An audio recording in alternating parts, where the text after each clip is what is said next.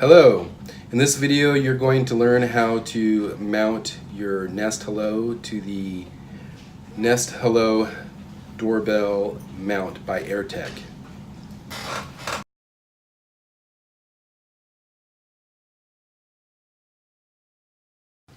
Okay, this installation will be for an existing Nest Hello Doorbell. We'll be placing the Nest Hello Doorbell mount and plate behind it.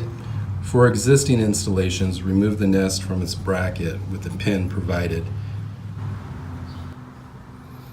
If you can, try to line up the existing hole to the one on the plate and mark it.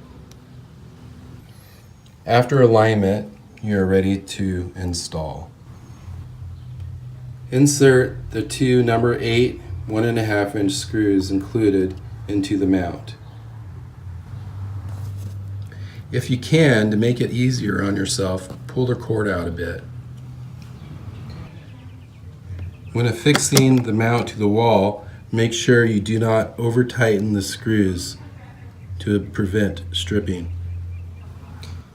Keep the Nest bracket aligned to the mount.